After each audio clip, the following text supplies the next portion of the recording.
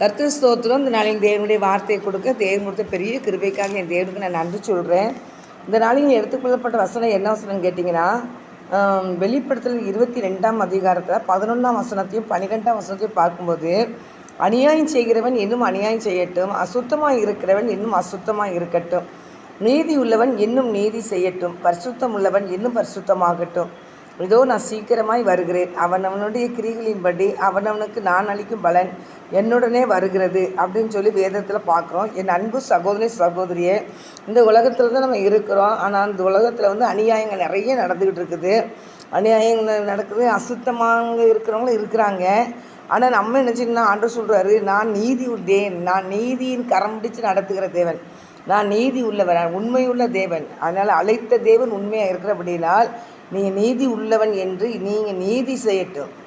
நீ என்ன சொல்ல போட்டிருக்கீங்க, இன்னும் அசுத்தமாக இருக்கிறவன் அசுத்தமாக இருக்கட்டும், நீதி உள்ளவன் இன்னும் நீதி செய்யட்டும், பரிசுத்தம் உள்ளவன் இன்னும் பரிசுத்தமாகட்டும் இருக்கிறார். நம்ம கட்டுடி பிள்ளைகள், நீதி உள்ள பிள்ளைகள், நீதி செய்யணும், பரிசுத்தமாக இருக்கணும். அதான் ஆண்டவர் விரும்புகிறார். என்கிட்டனா வேதத்தில் பார்க்குறவங்க அத்தனை சங்கீதத்தில் 96 நினைக்கிறேன், பரிசுத்த அலங்காரத்துடனே கர்த்தரை தொழுது கொள்ளுங்கள், அவருக்கு முன்பாக நடுக்கத்துடனே காணப்படுங்கள் அப்படின்னு வசனம் இருக்குது. அதனால் கர்த்தருடைய பிள்ளைகளாக யாராக இருந்தாலும் தேவனுக்கு முன்பாக நம்ம என்ன சொன்னோம், பரிசுத்தமாக காணப்படும். இன்றைக்கி எத்தனையோ கிறிஸ்தவ பிள்ளைங்கள் மதுபானத்துக்கு அடிமைப்பட்டு நடக்கிறாங்க. அதெல்லாம் ஆண்டுக்கு பிடிக்காது, ரொம்ப கஷ்டப்படுவாங்க. ஏசப்பா ஏன்னு கேட்டிங்கன்னா, மதுபானத்தை தேடி போகிறவனுக்கு ஐயோன்னு சொல்லி வேதத்தில் பார்க்குறோம்.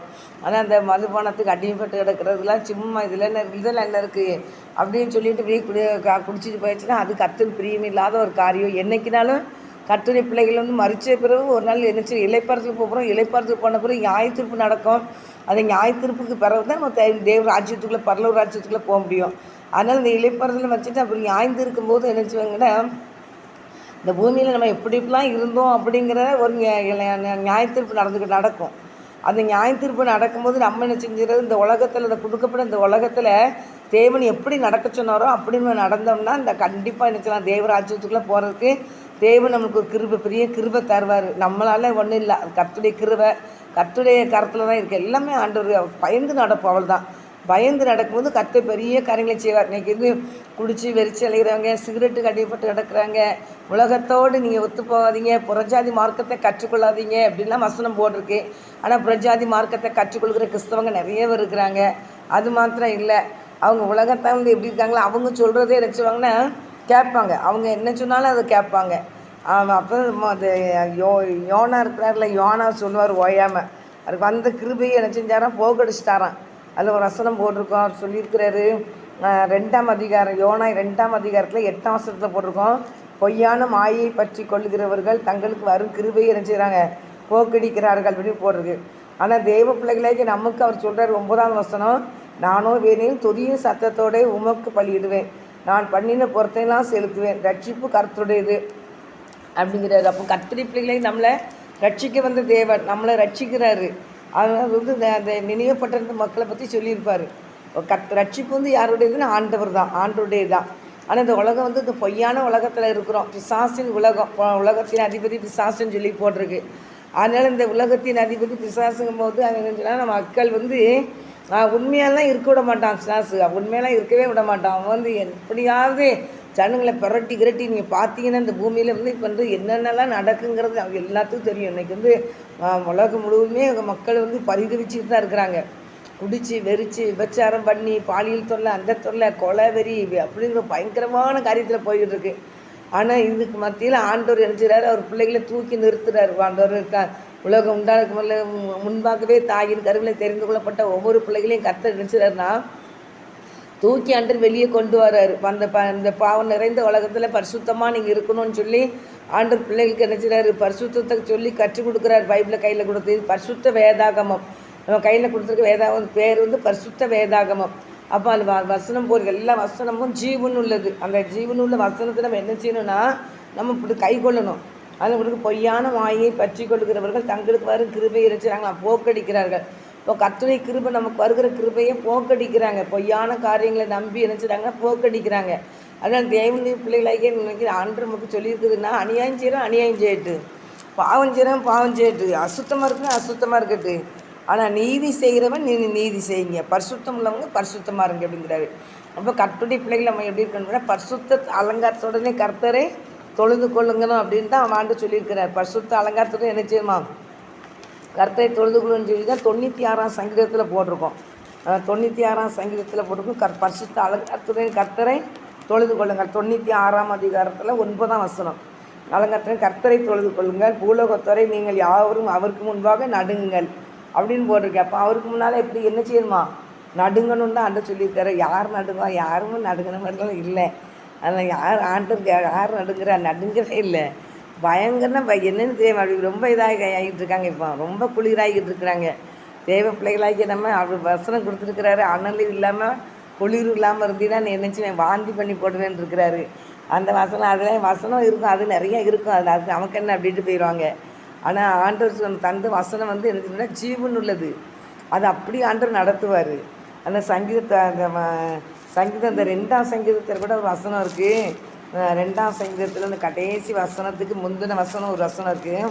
அந்த வசனத்தை என்ன போட்டிருக்குன்னா 11ஆம் வசனம் 12ஆம் வசனம், பயத்துடனே கர்த்தரை சேவிங்கள், நடுக்கத்துடனே களி கூறுங்கள் அப்படின்னு சொல்லியிருக்கிறாரு. ஆனால் பயத்துடனே நினச்சிடுமா, கர்த்தரை சேவிக்கணுமா, நடுக்கத்தோடு களி கூறணும். அப்போ தேவ பிள்ளைகளாகி நம்ம வந்து எப்பவும் ஆண்டுக்கு பயப்படுற பயம் என்ன செய்யணும், இருக்கணும். ஆண்டுக்கு பயப்படுற பயம் இருந்தால் தான் நம்ம என்ன செய்வோம், கிறிஸ்தவ வாழ்க்கை வாழ்கிறதுல ஒரு புரோஜனம். எப்படியும் இருப்போம் அப்படின்னாச்சுன்னா உலகத்துக்காரங்களுக்கும் நம்மளுக்கும் வித்தியாசமே இல்லாமல் போயிடும். அதனால இந்த உலகத்தில் உள்ளவங்களுக்கு வந்து இன்றைக்கி ஆண்டவர் அறியாத பிள்ளைகளுக்கு வந்து இயேசப்பனை பற்றி ஒன்றும் தெரியல. எங்கட கிறிஸ்தவங்களும் அவங்கள மாதிரி தான் இருக்கணும்னு ஆசைப்பட்றாங்க, அப்படி தான் இருக்கணும்னு ஆசைப்பட்றாங்க. அப்போ அவங்களுக்கு வந்து இயேசப்பை பற்றி ஒன்றும் தெரியல. எங்கள்கிட்ட வேறு பிரிக்கப்பட்ட வாழ்க்கை நினச்சணும் வாழணும். எங்கள்கிட்ட வாயில் மாறாத அசுத்தமான வார்த்தைகள்லாம் வருது, கெட்ட வார்த்தைலாம் வருது. ஆனால் வசனம் வந்து என்ன சொல்லியிருக்குன்னா, கெட்ட வார்த்தை ஒன்றும் வாயிலேருந்து புறப்படக்கூடாதுன்னு சொல்லி எபேசியரில் போட்டிருக்கு. அப்போ அப்படிலாம் பேசுகிறாங்க. பக்தி விருத்திக்கு ஏதுவான வார்த்தைகளை பேசுங்க, அடுத்தவங்களுக்கு பிரயோஜனமாக இருக்கிற வார்த்தையை நீங்கள் பேசுங்க அப்படின்னு சொல்லி இந்த வெளிப்பட அந்த எபேசியரில் போட்டிருக்கோம். அப்போ கர்த்தருடைய பிள்ளைகளாக யாரும் என்ன பண்ண போட்டிருக்கு பாருங்களேன். 4ஆம் அதிகாரம், எபேசியர் 4ஆம் அதிகாரத்தில் 29ஆம் வசனம், 27 கூட ஒரு வசனம் போட்டிருக்கு. பிசாசுக்கு இடம் கொடாமல் இருங்கள். ஏண்டா இப்படி வார்த்தையெல்லாம் பேச வைக்கிறது யாருன்னா பிசாசு தான். ஆனால் பிசாசுக்கு இடம் கொடாமல் இருங்கள். திருடுகிறவன் இனி திருடாமல், குறை சொல்கிறவனுக்கு கொடுக்கத்தக்கதாக தனக்கு உண்டாயிருக்கும்படி தன் கைகளின் நலமான வேலை செய்து பிரயாசப்பட கடவன் இருக்கிறார். அப்போ கெட்ட வார்த்தை ஒன்றும் உங்கள் வாயிலிருந்து புறப்பட வேண்டாம். பக்தி விருத்திக்கு ஏதுவான நல்ல வார்த்தைகளை உண்டானால் அதையே கேட்கிறவர்களுக்கு பிரயோஜனம் உண்டாகும்படி பேசுங்கள் அப்படின்னு சொல்லியிருக்கிறார். கேட்குறவங்களுக்கு பிரயோஜனம் உண்டாகும்படி நீங்கள் நினச்சிங்க நல்ல வார்த்தைகளை பேசுங்கன்னு இருக்கிறாரு. அதனால் கர்த்தருடைய பிள்ளைகளுடைய வாயிலிருந்து நினச்சிக்கூடாது, கெட்ட வார்த்தை வரவே கூடாது. நல்ல பக்தி விருத்தியான வார்த்தைகள், கர்த்தருடைய வார்த்தைகள், கர்த்தருடைய வசனங்கள், இதுதான் தேவ பிள்ளைகளை அடுத்தவங்களை உயிர்ப்பிக்கிற ஒரு வார்த்தையை என்ன செய்யணும், நீங்கள் கொடுத்தீங்கன்னா அது அடுத்தவங்களுக்கு பிரயோஜனமாக இருக்கும், அவங்களுக்கு ஒரு ஆசீர்வாதமாக இருக்கும். அதனால் தேவ பிள்ளைகளை யாராக இருந்தாலும் தான் பரிசுத்த அலங்காரத்துடனே கர்த்தரை தொழுது கொள்ளுங்கள், அவருக்கு முன்பாக நடுக்கத்துடனே காணப்படுதுன்னு சொன்ன வசனம் ஒன்று இருக்குது. அது மாத்திரம் இதில் என்ன போடுறதுன்னா, பயத்துடனே கர்த்தரை சேவிகள், சங்கீத 2ஆம் சங்கீதத்தில் 11ஆம் வசனம், பயத்துடனே கர்த்தரை சேவிகள், நடுக்கத்துடனே களி கூறுங்கள் இருக்கிறாரு. அப்போ தேவனுக்கு முன்னால் நம்ம என்ன செய்யணும், ஒவ்வொரு பிள்ளைகளும் நீங்கள் நடுங்குறீங்களோ நடுங்கலையோ ஆண்டவர் நம்மளை பார்த்துக்கிட்டு இருக்கிறாரு. ஆண்டவருக்கு இந்த காரியம் பிடிக்குமா பிடிக்காதான்னு பார்த்து நிதானமாக நம்ம செயல்பட்டு இறங்கும் போது தேவனாய் கர்த்தர் இந்த காரியத்தில் நினச்சிவார். நம்ம மேலே ஒரு பிரியம் இருக்கும், அவர் பிரியம் இருக்கணும். அவர் தேவன் நம்ம வந்து ஏசப்பா வந்து இந்த உலகத்தில் வந்து ஞானஸ்தானம் எடுத்து கரையேறும் போது புறாவை போல் பரிசுத்தாவினர் அமரும் போது ஆண்டவர் சொன்னார், நேசகுமாரன் இவர் மேல் நான் பிரியமாக இருக்கிறேன்னு சொன்னார். ஏன்னா பிதாவின் சித்தத்தை செய்து தான் ஏசப்பா இந்த உலகத்துக்கு வந்தாங்க. அப்போ கட்டுரை பிள்ளைகளாகி உங்களையும் என்னையும் ஆண்டவர் வந்து இந்த உலகத்தில் நம்ம எங்கேயோ கிடந்து நம்மளை எங்கேயோ ஒரு கட்டாயந்திரத்தில் இருளுக்குள்ளே கிடந்து நம்மளை தூக்கி எடுத்து நிறுத்தி அவருடைய பிள்ளையாக நினச்சிறார் மாற்றி, கண்ணீரோடு இருந்த நம்மளை தனிமையாக்கப்பட்ட நம்மளை வேதனை நிறைஞ்ச இடத்த கடந்து நம்ம தூக்கி எடுத்து நினச்சி நான் கொண்டு வந்து அவர் ரத்தத்தினால கழுவியை நம்மளை பரிசுத்தப்படுத்தி நம்மளை அவர் பிள்ளையா நீ என் பிள்ளைன்னு சொல்லி முத்திரையை கொடுத்து வச்சிருக்கிறாரு. அப்போ அவர் சொன்ன வார்த்தையில் நம்ம கேட்டு அதன்படி நடக்கணுமா நடக்கக்கூடாது, அது அவர் என்ன சொன்னாலும் அதுபடி நடக்கணும். நம்ம வந்து பெருமை பாராட்ட ஒன்றுமே கிடையாது, நம்மகிட்ட ஒன்றுமே கிடையாது. நம்ம ஒரு மண்ணு அப்படின்னு நினைவுக்குறங்கள் கூட இருக்கிறாரு. நீ ஒரு மண், அதாவது தேவ பிள்ளைகளாகிய நம்ம ஒவ்வொரு நாளும் நம்ம வந்து ஒரு மண்ணுன்னு நினச்சிக்கிடணும். அது மாத்திரம் இல்லை, நான் வந்து என்ன சொல்லியிருப்பார் இந்த வசனத்தில் வந்து ஒரு புல்லுன்னு இருப்பார். அப்போ நான் புல்லுக்கு சமமாக தான் நம்ம வச்சுருக்கிறாரு, மண்ணுக்கு சமமாக தான் வச்சுருக்காரு. அதில் மண்ணென்று நினைவுக்குறுகிறார் அப்படின்னு தான் போட்டிருக்கிறாரு. அப்போ தேவ பிள்ளைகளாகி நம்மகிட்ட ஒன்றும் கிடையாது. ஆனால் அவர் நம்மளுக்கு பிள்ளைகளாக அவர் நினைச்சிருக்கா எல்லாம் நல்லா நீட்டாக அழகாக வச்சு நம்மளை ஆசீர்வச்சு அலங்கரித்து ஆண்டவர் வைத்திருக்கிறார். அதனால் தேவ பிள்ளைகளை யாராக இருந்தாலும் சரி தான் தேவனுக்கு முன்னாடி நீங்கள் பயத்தோடு வர நினைச்சிங்க தொழுது கொள்ளுங்க. கெட்ட வார்த்தை வாயிலேருந்து வரக்கூடாதுன்னு சொல்லி அந்த எபேசியர் 4ஆம் அதிகாரம் 29ஆம் வசனத்தில் போட்டிருக்கு. கெட்ட வார்த்தை ஒன்றும் உங்கள் வாயிலிருந்து புறப்பட வேண்டாம். பக்தி விருத்திக்கு ஏதுவான நல்ல வார்த்தைகளை உண்டானால் அதையே கேட்குறவங்களுக்கு பிரயோஜனம் உண்டாகும்படி நினச்சிங்க பேசுங்க. இந்த கெட்ட வார்த்தை பேசுகிறதுனால என்ன நடக்குதுன்னு கேட்டிங்கன்னா 30ஆம் வசனத்தில் போட்டிருக்கு.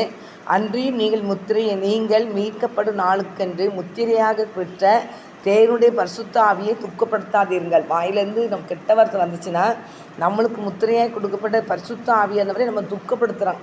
அதனால் பரிசுத்த ஆவியானவரை நீங்கள் துக்கப்படுத்தாதீங்கன்னு தான் வசனம் இருக்குது. அதனால் தேவ பிள்ளைகளை யாராக இருந்தாலும் சரி தான் தேவனுக்கு பிரியமாக நீங்கள் பேசுங்க, பிரியமானது பேசுங்க. பிரியமில்லாத எந்த ஒரு காரியத்தையும் பேசிடாதீங்க. அவருக்கு முன்னால் பரிசுத்தத்தோடு நினச்சிங்க காணப்படுங்க. தேவ பிள்ளைகளாகிய நம்ம இந்த உலகத்தில் வந்து இருக்கிறோன்னா என்றைக்கு ஏசப்பா நம்மளை ரட்சித்தாரோ அன்றைக்கி அவர் வேலைக்காரங்களை தான் என்ன செஞ்சுருக்கிறார், வச்சுருக்கிறார். அவருடைய வேலையை செய்ய தான் நம்மளை வச்சுருக்கிறாரு. அதனால் நம்ம வந்து அவருடைய வேலைக்காரர்கள். அப்போ அவர் என்ன பிள்ளைங்கள், அதாவது அவர் பிள்ளை என்ற அதிகாரத்தை கையில் கொடுத்துருக்கிறாரு. ஆனால் பிள்ளைகளை தகப்பன் சொல்கிற வேலையை நம்ம செய்யணுமா செய்யக்கூடாதா? செய்யணும்ல. அப்போ ஏசப்பா சொல்கிற ஆண்டவர் சொல்கிற வேலையை நம்ம செய்யணும். கண்டிப்பாக அவருடைய வேலையை செய்கிறது நம்மளை அழைச்சிருக்கிறாரு. அழைத்த தேவன் உண்மையுள்ள தேவன்.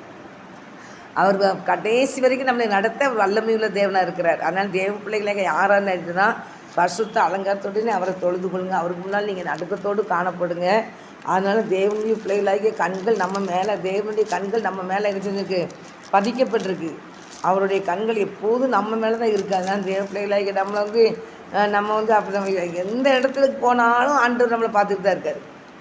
எந்த இடத்துக்கு போனாலும் ஏசப்பா என்ன செய்கிறாரு, நம்மளை பார்த்துக்கிட்டு தான் இருக்கிறாரு. அதனால் நம்ம மறைவான ஒன்றுமே இல்லை. நம்ம நிறைய சொல்லியிருக்கிறேன்.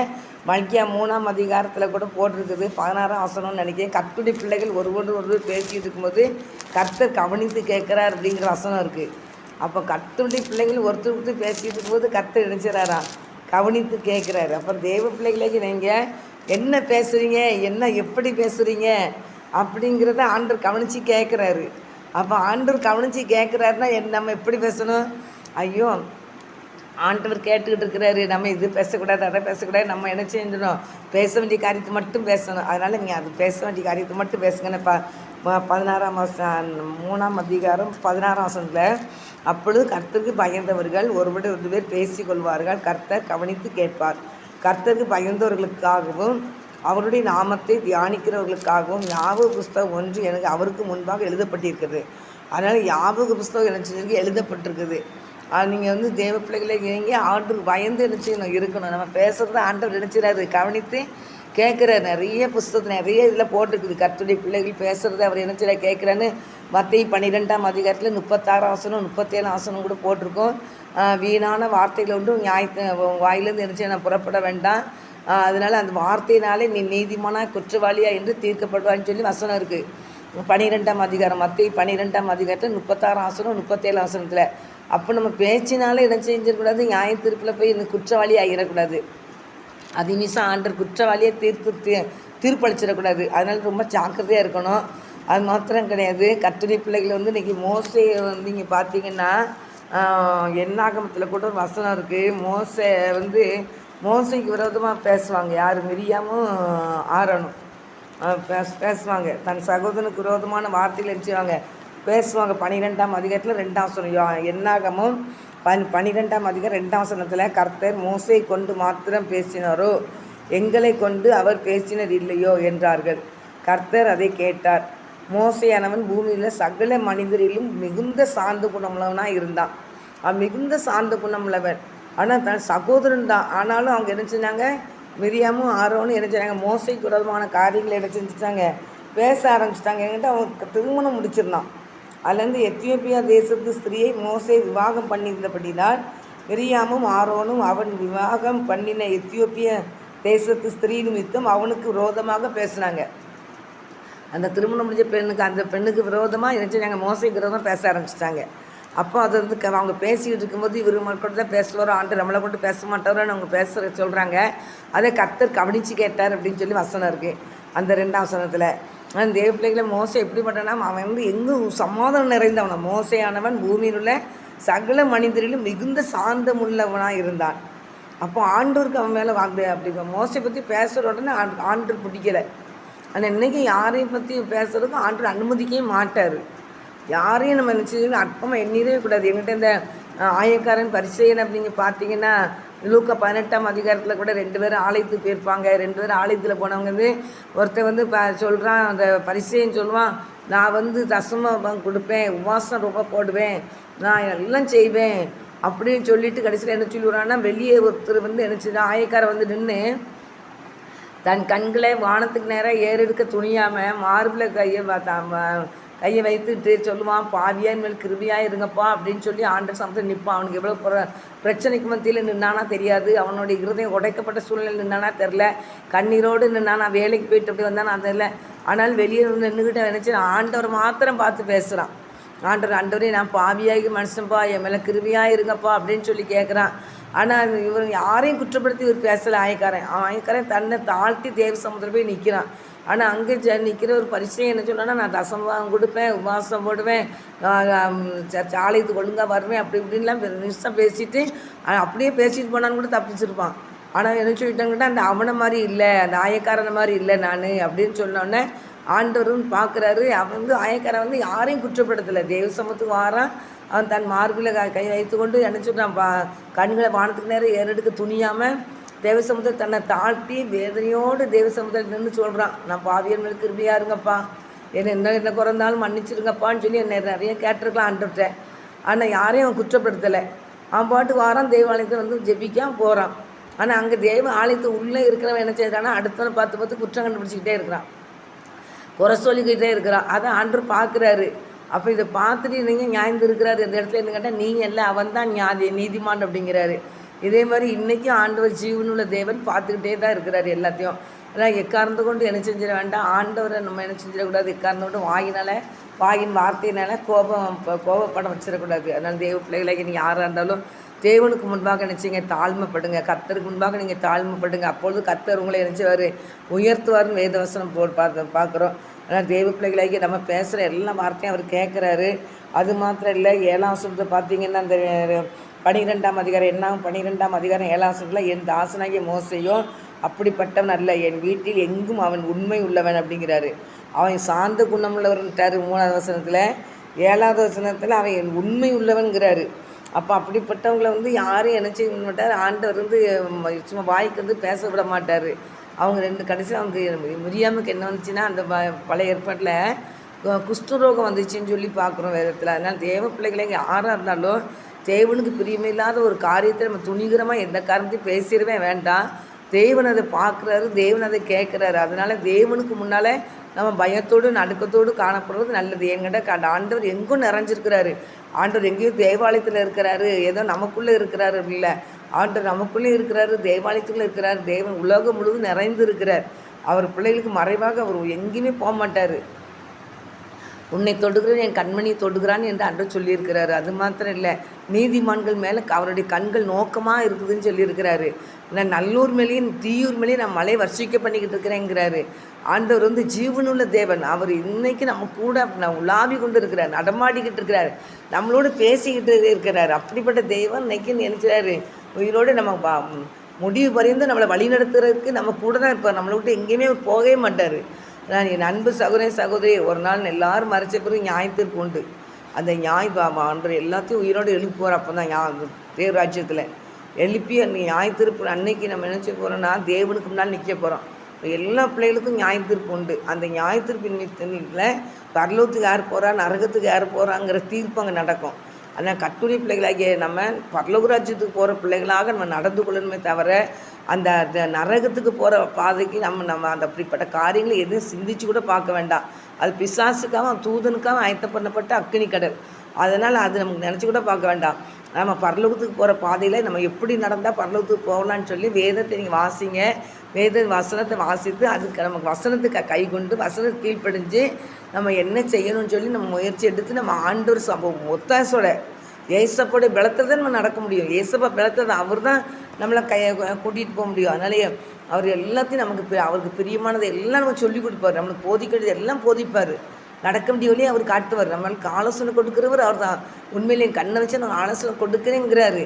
நான் உமக்கு அப்போ நம்ம என்ன நினச்சிடும், உமக்கு பிரியமானதை செய்ய எனக்கு போதித்தரல, உங்களுடைய நல்ல ஆவி என்னை செம்மையான பாதையில் நடத்துட்டும் ஆண்டவரேன்னு சொல்லி நீங்கள் ஆண்டர்கிட்ட கேளுங்க. அப்படி கேட்கும்போது ஆண்டவர் என்னை நீங்கள் நடத்துங்கப்பா, இந்த உலகத்தில் வந்து நான் எப்படி நடக்கணும்னு தெரிலப்பா, நீங்கள் என்னை நடத்துங்கப்பா. என் நிமித்தம் அநேக மக்கள் உங்களுடைய பாதைக்கு வரணும் ஆண்டவரை, உண்மை பின்பற்றணும் ஆண்டவரை. என் நிமித்தம் யாரும் இடறி விழுந்துடக்கூடாது ஏசப்பா. என் நிமித்தம் பரலோக ராஜ்யத்துக்கு வர பிள்ளைகளாக எழுப்புங்க ஆண்டவரேன்னு சொல்லி நம்ம கேட்கும்போது கண்டிப்பாக ஆண்டவர் நம்மளை கொண்டு பெரிய காரியங்களை கர்த்தர் செய்வார். தேசத்தை நம்மளை கொண்டு அசைப்பார். இன்றைக்கி ஏசப்பான்னா யாருன்னே தெரியாமல் நிறைய மக்கள் இருக்கிறாங்க. ஏசப்பா நல்லவர்னு நிறைய பேருக்கு தெரியும், உண்மை உள்ளவர்னு எல்லாத்துக்கும் தெரியும், ஏசப்பா நம்மளை ஆசீர்வதிப்பாருங்கிறது எல்லாத்துக்கும் தெரியும். ஆனால் பரலோக ராஜ்யத்துக்கு கூட்டிகிட்டு போகிறோங்கிறது நிறைய பேருக்கு தெரியாது. நரகம் இருக்குது, அக்கினி கடல் இருக்குது, பிசாசுக்கு வைத்திருக்கிற அந்த அவனுடைய தூதனுக்கு வைத்திருக்கிற அந்த அக்கினி கடல் இருக்குங்கிறது நிறைய மக்களுக்கு தெரியாது. அதனால் அந்த பாதையை காமிக்கிறது கர்த்தருடைய பிள்ளைக்கு தான் காமிக்கணும். அதனால் நம்ம தான் தேவனுக்கு பயந்து தேவனுக்கு கீழ்ப்பிடிச்சு நடந்து ஆண்டவரே எனக்கு எல்லாத்தையும் கற்றுத்தரோம் ஆண்டவரே நம்ம கேட்கும் போது நம்மளுக்கு ஆண்டவர் நிறைய கற்று தருவார். அது நிமித்தம் நம்ம நம்ம மூலிமா கிரியை செய்ய ஆரம்பிப்பார். கிரியை செய்யும்போது நம்ம நிமித்தமாக நிறைய மக்கள் நம்ம கூட ரட்சிப்பில் வழிநடத்த கர்த்தர் கிருபை செய்வார். நம்மகிட்ட ஒரு பலனும் கிடையாது. ரட்சிப்பு கர்த்தருடைய தான், நம்மகிட்ட ஒன்றும் கிடையாது. அவர் வந்து சுவிசேஷத்தை பிரசங்கிக்க சொல்லியிருக்கிறார், நம்ம பிரசங்கிக்க அவ்வளோதான். சுவிசேஷத்தை எல்லாத்துக்கும் சொல்கிறாரு, நம்ம சொல்கிறோம் அவ்வளோதான். எல்லாத்துக்காக ஜெபம் பண்ணுங்க, எல்லா மக்களுக்காக ஜெபிக்க சொல்கிறாரு, நம்ம ஜெபம் பண்ணுறோம் அவ்வளோதான். நம்ம பலத்தில் ஒன்றுமே கிடையாது. எல்லாம் கர்த்தருடைய கருத்தில் தான் இருக்குது. கர்த்தருடைய கிருபை, கர்த்தருடைய ஈவு நம்மளை ரட்சித்திருக்கிறாருன்னா ஆண்டவருக்கு கோடான கொடி நன்றி சொல்லுவோம். கோடான கொடி நன்றி சொல்லி ஆண்டவர் என்கிட்ட உண்மையே கிடையாது ஏசப்பா, நீங்கள் உங்கள் ஊழியம் வளரணும்ப்பா, உங்கள் ராஜ்யம் கட்டப்படணும் ஏசப்பா, என்னை தாழ்த்துக்கிறேன். நான் பெருமை பாராட்ட ஒன்றுமே கிடையாது ஏசப்பா, உங்களுடைய செல்வம் பறைந்து நீர் தாழ்த்துறது போல நாங்களும் உங்களுடைய பாதத்தில் விழுந்து கிடக்கிறோம் ஆண்டவரேன்னு யாரெல்லாம் நம்ம சொல்கிறோமோ கர்த்தர் கண்டிப்பாக நம்மளை பயன்படுத்துவார். கர்த்தர் பெரிய காரியங்களை கர்த்தர் செய்வார். அப்படிப்பட்ட பாக்கியத்தையும் கிருபையும் கர்த்தர் தந்து எல்லாத்தையும் கர்த்தர் ஆசீர்வதிப்பாராக. ஆமே. கண்களை ஜெபிப்போம். பரிசுத்த பிதாவே, இந்த நாளைக்கு நன்றிப்பா, நீர் கொடுத்த நல்ல வார்த்தைக்காக நன்றி ஏசப்பா. உடைய பிள்ளைகளை ஆசீர்வதியும் ஆண்டவரே, ஆசீர்வதிங்கப்பா. எங்களுக்கு தகப்பனே, நாங்கள் கர்த்தாவே ஒரு பேதமையான பிள்ளைகளையா, எங்களுக்கு தகப்பனே எதுவும் அதிகமாக தெரியாதப்பா. ஆனால் ஒவ்வொரு நாளும் நீர் எங்களுக்கு கற்றுக் கொடுத்து எங்களை நடத்துகிற தேவ நீர் ஆண்டவரை, எங்களை நடத்தும் ஆண்டவரை, எங்களை நடத்தும் அப்பா. ஆண்டவரே ஸ்தோத்திரம் கர்த்தாவே. நானே வழி, நானே சத்தியம், நானே ஜீவன், என்னை எல்லாம் ஒருவனும் தேர்வு ராஜ்யத்தில் அருந்திச்சு நீரப்பா. ஆண்டவரே உண்மை நாங்கள் உறுதியாய் பற்றி கொண்டு உண்மையே பின்பற்ற எங்களுக்கு கிருபை செய்யுங்க சுவாமி. ஆசீர்வதிங்கப்பா. எந்த சைடு வலதுபுறத்துலேயும் நாங்கள் பார்க்க வேண்டாம்ப்பா, இடதுபுறத்துலேயும் பார்க்க வேண்டாம்ப்பா. நாங்கள் உங்களுடைய கல்வாரியை மாத்திரம் பார்க்கணுயா. என் தகப்பனுடைய நாமத்தையே நாங்கள் மகிமைப்படுத்தணும்யா. உங்களுடைய அன்பை விசேஷமாக அறிவிக்கணும்ப்பா. அப்படிப்பட்ட கிருபையும் பாக்கியத்தையும் கத்தரிங்களை தந்து எங்கள் கத்தரை ஆசீர்வதிங்க. ஒவ்வொரு குடும்பத்தையும் ஆசீர்வதிங்க. இயேசுவே நாம் ஜெபிக்கிற நல்ல பிதாவே. ஆமீன். ஆத்துமாவே கத்தரை சோத்திரி, முழுவர் சாமத்தை சோத்திரி, ஆத்துமாவே கத்தரை சோத்திரி, கத்தசை சகல பகலும் மறவாதே. ஆமீன், ஆமீன், ஆமீன். ஹல்லேலூயா, ஹல்லேலூயா, ஹல்லேலூயா. கர்த்தர் உங்களை ஆசீர்வதிப்பாராக. ஆமீன்.